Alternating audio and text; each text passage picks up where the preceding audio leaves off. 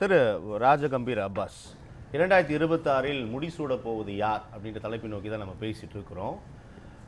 திமுக முடி சூடுவதை தடுப்பதற்கான நிறைய காரணிகள், அவர்களுடைய வாக்குறுதிகள் செயல்படுத்தாமை உள்ளிட்ட அடிப்படையான விஷயங்கள் கூட இன்னமும் கோரிக்கைகளாகவே தொடர்கிறது. களத்தில் அரசு ஊழியர்கள் உள்ளிட்டவர்கள் களத்தில் போராடி கொண்டிருப்பதை பார்க்கிறோம். இந்த காரணிகளால் அவர்களுடைய முடிசூடும் விஷயம் உறுதியாக தடுக்கப்படும் அப்படின்ற கருத்தை பார்த்தோம். எப்படி பார்க்கலாம்? 2026 முடிசூட போவது யார்?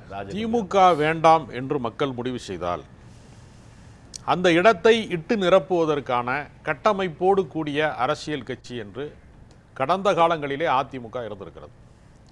நிகழ்கால அதிமுக என்பது பாதி அளவு பலம் குறைந்திருக்கிறது. தற்போது மாறலான எதிர்கட்சி இல்லையா? எதிர்கட்சிங்கிறது உண்மைதான். ஆனால் பிரிந்தது, தென் மாவட்டங்களிலே பெரிய வீழ்ச்சி ஏற்பட்டது என்கிற கணக்கையெல்லாம் சேர்த்து வைத்து பார்க்கிற போது அவர்கள் கடந்த நாடாளுமன்ற தேர்தலிலே கூட 20% சற்று குறைவான வாக்கு சதவீதத்தை தான் பெற்றிருக்கிறார்கள். 30% மேல் வாக்கு வங்கி வைத்திருக்க நாடாளுமன்ற தேர்தலில் அவங்களுடைய வாக்கு சதவீதம் சரிந்திருக்கிறது. அவங்க ஏற்கனவே நாடாளுமன்ற தேர்தலில் யார் பிரதமராக வர வேண்டும் என்பது வேறு, மாநிலத்தின் முதலமைச்சராக வர வேண்டும் என்பது வேறு. வாக்கு சதவீதம் நீங்கள் 2வது இடத்தையாவது கைப்பற்றி இருக்கணும். நீங்கள் 3வது இடத்துக்கு நகர்ந்து போவது மாதிரியான வீழ்ச்சி வந்திருக்கக்கூடாது. அப்போ அதிமுக ஒரு வீழ்ச்சியை நோக்கி போய்கொண்டிருக்கிற இந்த நேரத்தில் மற்ற கட்சிகள் எல்லாமே இன்னும் கட்டமைப்பை முழுமை செய்யாத கட்சிகள். எந்த அடிப்படையில் அப்பாஸ் அது கட்டமைப்பை முழுமை பண்ணலன்னா எப்படி புரிஞ்சுக்கலாம்? இப்போ நீங்கள் தாவேகா மாதிரி கட்சியெல்லாம் பார்த்துங்க. அவங்க இப்போ தான் கூட்டம் போட கற்றுக்கிட்டு இருக்காங்க. இப்போ தான் QR கோடுலாம் வந்திருக்காங்க கொஞ்சம் கொஞ்சமாக. இப்போ தான் நெரிசல் மரணம் நேராத கூட்டங்களை எப்படி நடத்துவது, இன்னும் அவங்க கட்சி பிரச்சனையவே அவர்களால் முழுமையாக இன்னும் தீர்க்க முடியலை. இப்போ அடிப்படை கட்டமைப்பு அப்படிங்கிற இருக்கக்கூடிய கட்சிகள்லாம் எப்படி இது மாதிரி பிரச்சனைகளை எதிர்கொள்கிறார்கள்? இப்போ நீங்கள் நாம் தமிழர் கட்சியிலலாம் நிறையா பேர் வெளியில் போயிட்டாங்க. தொடக்க காலத்திலே இருந்தவர்கள் யாருமே இப்போ இல்லை, சாரையாக வெளியேறிக்கிட்டே இருக்காங்க. ஒவ்வொரு காலகட்டத்திலையுமே ஒவ்வொரு பிரச்சனையிலையுமே வெளியேறாங்க. கட்டமைப்பு இருக்கக்கூடிய கட்சி, முறைப்படுத்தப்பட்ட அரசியல் இயக்கங்களில் பிளவு பெருசாக வராது, முறைப்படுத்தல் கிடையாது.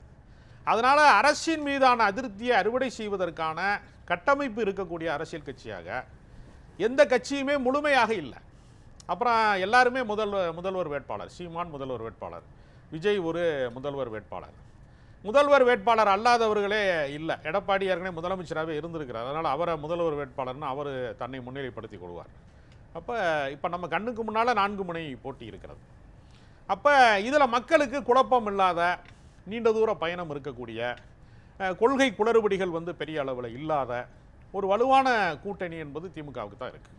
அதனால் திமுக தான் இருக்கிற ஆப்ஷனில் மக்களுக்கு. அடிப்படையில் கட்டமைப்பு புரிஞ்சுக்கிறேன் அப்பாஸ். ஆனால் முடிசூட போவதற்கு அந்த கட்டமைப்பு போதுமானதா? 5 ஆண்டுகள் ஆட்சியில் தந்திருக்கிறார்கள், இதெல்லாம் செய்வார்கள், இல்லை இந்த ஆட்சியை மக்கள் கோரிக்கைகள் நிறைவேற்ற ஆட்சி கட்டிலில் அமர வைக்கிறார்கள்.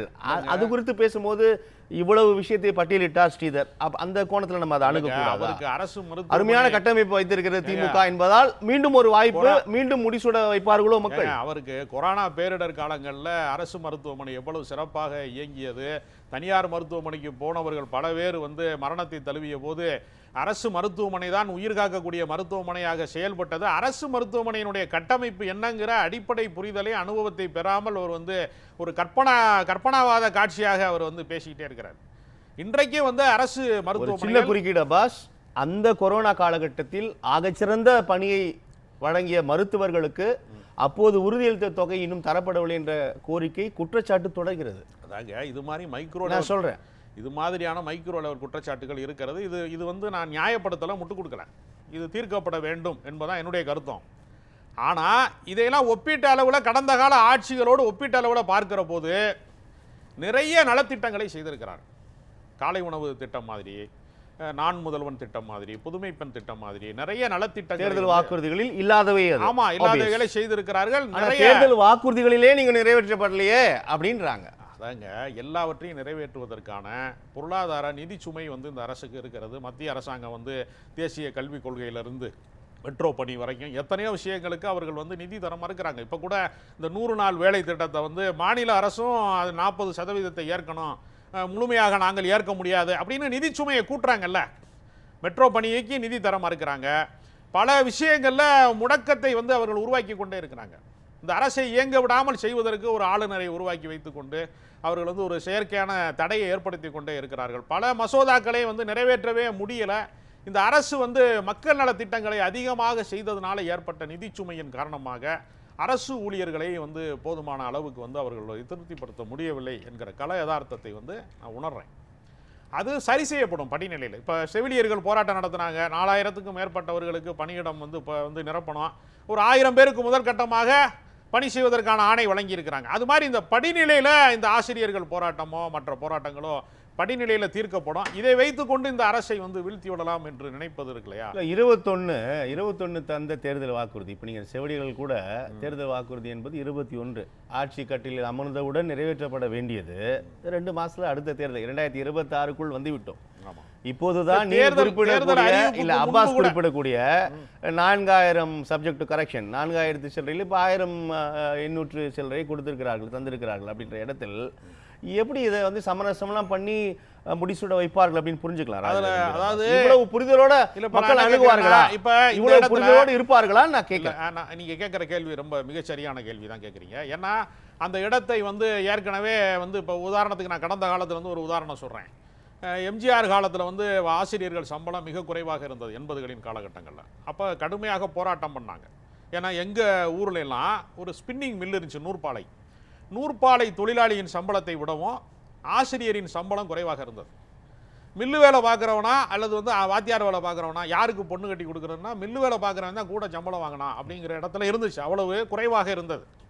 இன்றைக்கு அவர்களுக்கு வந்து பெரிய சம்பளம் வாங்குறாங்க இல்லையா? இந்த மத்திய அரசு ஊழியர்களுக்கு இணையான சம்பளம் ஆசிரியர்களுக்கு வழங்கப்பட்டதற்கு பெரிய போராட்டம் வெடித்ததப்ப.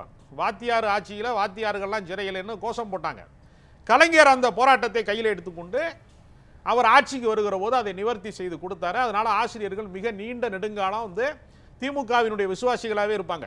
இப்போ இடைநிலை ஆசிரியர்களும் போராட்டத்தில் இருக்கு. ஆமா இப்போ இருக்காங்க இல்லையா? ஆனால் கடந்த கால வரலாறு என்கிறது என்னன்னா, அரசு ஊழியர்களுக்கு ஆதரவாகத்தான் அவங்க எப்பவுமே செயல்படுவாங்க.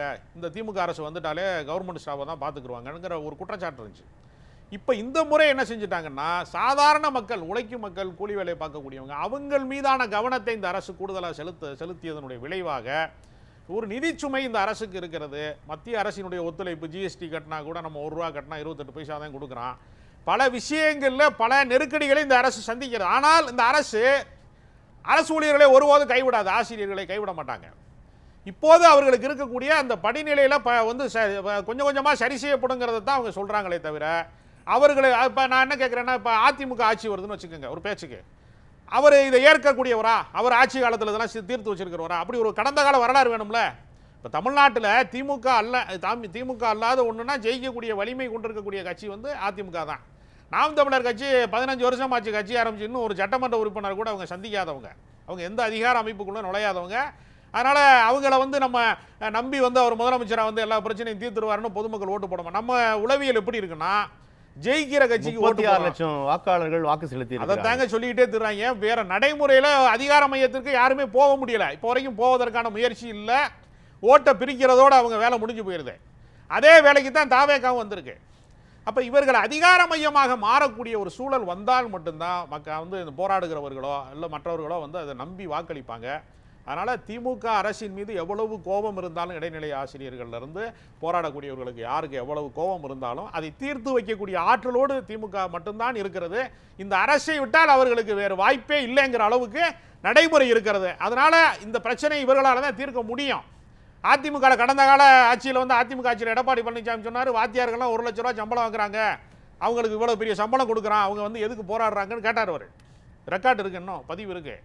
அதனால் அவர்கள் ஒருபோதும் அதை தீர்க்க மாட்டார்கள். அதை தீர்க்கக்கூடிய இடத்துல திமுக அரசு தான் இருக்கிறது. இந்த மாநில அரசு அதை நிவர்த்தி செய்யும் என்கிற நம்பிக்கையின் அடிப்படையில் வந்து நிச்சயமாக மீண்டும் அவர்கள் தான். இந்த காலத்தில் 4 முனை போட்டி அப்படின் போது ஆப்ஷன்ஸ் நிறையா இருக்குது அப்படின்ற ஒரு சிந்தனைக்குள் மக்கள் செல்ல மாட்டார்களோ? இல்லை, அது தமிழ்நாட்டினுடைய அரசியல் போக்கு. அதுக்கு தான் நீங்கள் கட்டமைப்புல ஆரம்பிச்சிங்க. அதனால தான் நான் சொல்கிறேன், தெளிவோடு இருப்பாங்க. தமிழ்நாட்டினுடைய அரசியல் போக்கில் ஒட்டு மொத்தமாக ஒரு கட்சியை ஜெயிக்க வைத்திருக்கிறார்களே தவிர, சிதறடிக்கப்பட்ட வாக்கு வங்கியாக பெரும்பகுதி வந்து அப்படி தேர்தல்கள் அமைந்தது கிடையாது. ஒரு சினிமா ஓடுனா கூட எல்லா ஊர்லேயும் ஒரு படம் சூப்பர் ஹிட் அடிக்குமே தவிர, மதுரையில் மட்டும் நல்லா ஓடிச்சுங்க, மானாமதுரையில் ஓடலைங்க, திருச்சியில் ஓடலைங்க, அப்படிலாம் எப்போவுமே வந்ததே கிடையாது. அதனால் வாக்காளர்களுடைய இதை சிதறடிக்கிற வேலை இருக்குல்ல, வாக்கு சதவீதத்தையும் சிதறடிப்பது, அந்த வேலை திட்டத்தில் தான் நாம் தமிழர் கட்சி தாவேகாலாம் இருக்கே தவிர அவர்கள் அதிகார மையத்தை ஒரு நாளும் நெருங்க முடியாது. அப்புறம் எல்லா விஷயத்தையுமே இது ஒரு உலகமயமாக்கலுடைய ஒரு தொடர்ச்சி, ஒரு கார்ப்பரேட்டினுடைய ஒரு தொடர்ச்சி, உலக வங்கியினுடைய கடன் சுமையில் இருக்கும் அப்படிங்கிறதுனுடைய தொடர்ச்சியாக தான் நீங்கள் தனியார் மையத்தை பார்க்க வேண்டியிருக்குது. இவங்க நேரடியாக ஸ்டாலினை வில்லனாக்குறது மூலமாக, இந்த ஆட்சியை எதிர்மறை சிந்தனைக்கு கொண்டு வருவது மூலமாக ஒட்டுமொத்த பிரச்சனையுமே இருட்டடிப்பு செய்கிறாங்களோங்கிற சந்தேகம் எனக்கு இருக்குது. ஏன்னா மத்திய அரசாங்கம் இப்போ உதாரணத்துக்கு சாம்சங் போராட்டம் நடக்குன்னு வச்சுங்க, கார்ப்பரேட் கம்பெனிகளுக்கான தொழிலாளர் சட்டம் எதுவுமே நடைமுறையில் பொருந்தாது என்று மத்திய அரசாங்கம் ஒப்பந்தம் போட்டிருக்காங்க, காட்டு ஒப்பந்தத்தில். அதனுடைய ஒரு தொடர்ச்சியாக தான் அந்த போராட்டத்தை அந்த வழிநடத்துபவர்களை அடுத்த கட்டத்துக்கு போக முடியலை. இதையெல்லாம் ரொம்ப தந்திரமாக மறைச்சிட்டு போலீஸ் நடவடிக்கை எடுத்துட்டாங்க என்று அவங்க அந்த மாநில அரசின் மீது திசை திருப்புவது. எல்லா பிரச்சனையிலுமே இவங்க என்ன செய்வாங்கன்னா, ஒரு நெடுங்காலமாக 2000 வருஷமா சாதி அமைப்பதற்கான அனுமதி தருவது மாநில அரசு கையில் தானே இருக்கு. ராஜேந்திர பாஸ் அந்த சட்டத்தோட இதை பொருத்தி பாப்பீங்களா? தொழிற்சங்கம் அமைப்பதற்கு தானே போராடினாங்க. தொழிற்சங்கம் அமைப்பதற்கான உரிமையை வழங்குவதற்கு மாநில அரசு அந்த அதிகாரம் அமைப்பது கார்ப்பரேட்டுகளுக்கு பொருந்தாதுங்க. கார்ப்பரேட்டுகளை உலகமயமாக்கல் வந்ததற்கு பின்பு எந்த கார்ப்பரேட்டுகளுக்கு எந்த தொழிற்சங்க சட்டமும் பொருந்தாதுங்கிறதா நடைமுறை யதார்த்தம். இதை மத்திய அரசாங்கம் அந்த நிபந்தனையோட தான் உள்ள வர்றா. தடையற்ற மின்சாரம், தடையற்ற தண்ணீர் எல்லாமே இருக்க மாதிரி தொழிற்சங்கம்லாம் கட்டமைக்க கூடாது, அப்பதான் நான் இந்த ஊருக்கு நான் வருவேன், இல்லைன்னா நான் வேலை வாய்ப்பு தரமாட்டேன் அப்படின்னு சொல்லி தான் உள்ள வர்றான். இதெல்லாம் நடைமுறையில் ஏற்கனவே இருக்கிறது. இது பல வருடத்து பிரச்சனையை. இப்போ நீங்கள் சாதி பிரச்சனைங்கிறது 2000 வருஷமா இருக்கிற பிரச்சனை, சனாதன பிரச்சனை. அதை கொண்டு என்ன பண்ணுறதுனா ஒரு திமுக அரசு தான் அதுக்கு எதிராக இருக்கு என்று ஒரு தனிப்பட்ட தவறு, தனிமனித தவறுகளை, ஒரு விதிவிலக்கான பிரச்சனைகளை ஒரு முதன்மை பிரச்சனையாக மாற்றுவதில் தான் இவங்க வேங்க வேலுன்னு கத்துவாங்க, சாம்சங்னு கத்துவாங்க. ஆனால் ஏன் அந்த மார்க்சியத்திற்கு சொந்தக்காரர்கள், இடதுசாரி இயக்கங்களை வழிநடத்துகிறவர்கள் ஏன் திமுக விட்டு பெருசா பார்க்கலையா ராஜகம்? எங்க அதுதான் இடிச்சு கட்டி கொடுத்திருக்காங்க, விசாரணை நடந்து கொண்டிருக்கிறது. தீண்டாமையை உருவாக்கியது திமுகவா? இது எவ்வளவு குதர்க்கமான ஒரு கருத்து. இதெல்லாம் திமுக உருவாக்குச்சா தீண்டாமையை? சொல்லல. ஒரு சம்பவம் நடக்குது, அதன் மீது நடவடிக்கை எடுக்க வேண்டிய ஆளும் தரப்பு அப்படிதான் கேக்குறாங்க. யாரோ ஒரு தனி மனிதன் போய் அந்த தவறை செய்தத தீண்டாமை உருவாக்கியது அந்த கட்சி. ஆட்சி ஆதரித்ததா? இந்த ஆட்சி அதுக்கு உடந்தையாக இருக்கிறதான்னா இல்ல. தவறு செய்யறவனை இப்ப திருத்தணியில ஒருத்தன் அடிக்க இருக்க முடியாதுல்ல. அரசு இல்லங்க, வட மாநிலங்கள் எல்லாம் உடந்தையா இருக்குது அரசு. கலவரத்துக்கு துணை போறான்ல, மணிப்பூர் கலவரத்தை யார் நடத்துகிறார்களோ அவர்களுக்கு அரசு துணை போகிறது பாஜக அரசு. ரெண்டையும் ஒப்பிட்டு பார்க்கணும். இங்க மதுபானம் கூடாதுன்னு சொல்லக்கூடிய வலதுசாரிகள் பாஜக காரன்லாம் முதலீடு மது உற்பத்தியாளர்கள் மாநாட்டை யோகி ஆதித்யநாத் நடத்தும் போது நவதுவாரங்களை பொத்திக்கிட்டு இருக்கான். அங்கே எதற்குமே குரல் கொடுக்க மாட்டேங்கிறான். அப்ப இவர்கள் மாட்டிறைச்சி ஏற்றுமதி செய்வதில் உலக அளவில் முன்னணி வைப்பான் பாஜக. 1/4 கிலோ 1/2 கிலோ வாங்கி திங்கிறவனை அடிச்சு சாகடிக்கிறான். இவர்கள் எப்பொழுதுமே என்ன செய்வான்னா, ஒட்டு மொத்தமாக நடக்கக்கூடிய எல்லா கொள்ளைகளையும் எல்லா தவறுகளையும் மூடி மறைத்து விட்டு அதிகாரம் குறைந்திருக்கக்கூடிய மாநில அரசின் மீது பழிசாட்டுவதன் மூலமாக இவர்கள் யாருக்கு வேலை செய்கிறார்கள் அப்படின்னு ஒரு கேள்வி இருக்கிறது. ஒரு மாநில அரசினுடைய எல்லைன்னு ஒன்று இருக்குல்ல. இப்போ நீங்கள் மாநில அரசு ராணுவத்தை அனுப்ப முடியுமா? அனுப்ப முடியாது. கச்சத்தீவை கருணாநிதி கொடுத்தாருன்னு சொல்லி காலங்காலமாக போய் சொல்கிறாங்க. அப்போ கச்சத்தீவுங்கிறது அன்றைய பிரதமர், அன்றைய மத்திய அரசாங்கம் தான் கொடுத்துச்சு. அதுக்கு எதிராக சட்டசபையில் தீர்மானம் போட்டார். ஆனால் தீர்மானம் போட்டவரையே அந்த தவறுக்கு காரணமானவராக மாற்றுவதற்கு இது மாதிரி அவதூறுகளை திமுக தொடர்ந்து சந்திக்கிறதே தவிர உண்மையான பிரச்சனையை திசை திருப்புவதற்கு திமுக மீது இவர்கள் பழிசாட்டுவார்களே தவிர உண்மையான பிரச்சனையை வெல்வதற்கு இவர்கள் எப்பொழுதுமே தயாராக நம்ம பேசலாம். அதாவது மக்களிடத்திலே இருக்கிறவர்கள் எதையுமே செய்யாமல் மறுபடியும் வாக்கு கேட்டு வரவே முடியாது, வெற்றி பெறவே முடியாது. ஒவ்வொரு தொகுதியிலையுமே இந்த எம்எல்ஏ என்ன செஞ்சாரு, எங்கள் தொகுதிக்கு என்ன செஞ்சாங்கன்னு அவங்க பட்டியல் போட்டு தான் ஆகணும். போகிற போக்கிலெல்லாம் எதையாவது சொல்லிட்டுலாம் ஓட்டு வாங்க முடியாது. களத்திலே இருக்கக்கூடிய அரசியல் என்பது வேறு. அதனால் திமுக தங்களால் இயன்ற அளவு நலத்திட்டங்களை செய்திருக்கிறது, தங்களால் இயன்ற அளவு சமூக நல்லிணக்கத்தை, மத நல்லிணக்கத்தை பாதுகாத்திருக்கிறது, இயன்ற அளவு தொழில் வளர்ச்சிக்கு கூடுதலான முயற்சி செய்திருக்கிறார்கள். மத்திய அரசோடு போராடி கொண்டே மாநில அரசு சிறப்பாக செயல்பட்டிருக்கிறது. அதனால திமுக தான் மீண்டும் வரும் என்பது என்னுடைய உறுதியான கருத்து. சொல்வது சுலபம், களத்தில் பணிபுரிவது கடினம். களத்தை எதிர்கொள்ள முடியாது.